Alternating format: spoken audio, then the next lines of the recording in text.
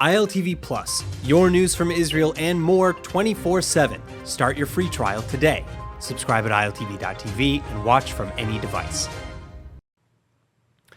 In other news, a devastating blow to the long-frozen egalitarian prayer space in Jerusalem's Western Wall Plaza.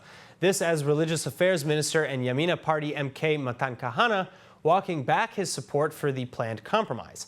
Kahana on Saturday saying that the framework of the 2016 agreement needs to be studied and reworked, arguing that, quote, the vast majority of Jews in Israel are Orthodox and therefore it's not right to give control over parts of the Western Wall to streams of Judaism that don't represent the majority in Israel. Kahana's comments drawing sharp criticisms, however, not only because the deal was passed in 2016 just to be frozen by the Netanyahu government, but also because, in fact, most Jews in Israel identify as secular or traditional and not Orthodox, and the vast majority polled support the compromise. Chair of the Masorti conservative congregation Adat Shalom Emmanuel and board member of the Women of the Wall organization, Linda Avitan, is joining me now with more. Linda, it's great to have you. So thank you so much. Now, how are you reacting to Kahana's words, especially after he endorsed the 2016 deal just last month? Well, it's very upsetting. It's very disappointing. It's very annoying. For the first time, we had some hope that maybe we could go ahead and allow people that do not want to pray in an Orthodox setting will have the rights to pray without being in the back of the bus, so to speak. And it seems like he's capitulating to political pressure, and it's very unfortunate. It's very unfortunate. Well, so that's really my question. What do you think changed his mind between now and then?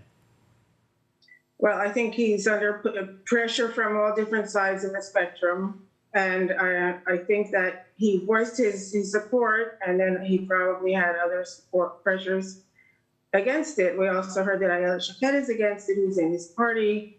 And I guess it's easier for him to say no than to be more daring and say yes, like he did with the kashrut reform. And in democracy, even people that are in the minority, which, as you said, is not necessarily the case here, should have the rights to have freedom of religious practice. So I don't think it's a matter of majority or minority, especially since this was negotiated and passed several years ago. So we should go ahead with it as planned. All right. So as I said, MK Kahana, he argues that parts of the framework agreement needs to be revised. Isn't it possible that there are still issues that need to be reviewed? I don't know. I don't know what he thinks, but part of the agreement was that part of the kotel, the southern portion, would be administered by the Reform conservative movements as well as Women of the Wall and the government representatives, not the Western Wall Heritage Foundation, but a Prime Minister's office representative. It would be a public governing body. And maybe he's afraid that that gives actual endorsement to those movements that haven't been endorsed up till now by an official body. So what progress, if any, then, because, as we've said, this passed in 2016, and then it was really just frozen under political pressure. What progress has been made, if any, towards unfreezing the deal?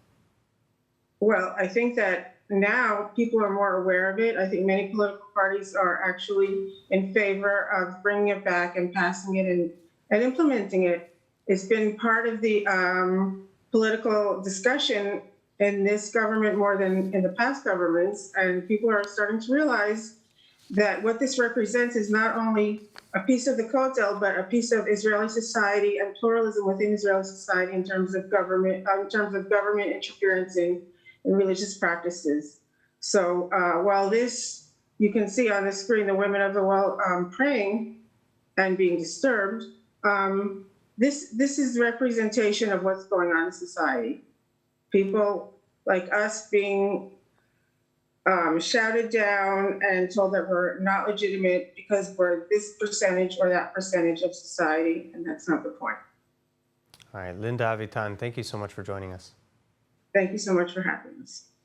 Now let's go look at the weather forecast with Hannah Rifkin.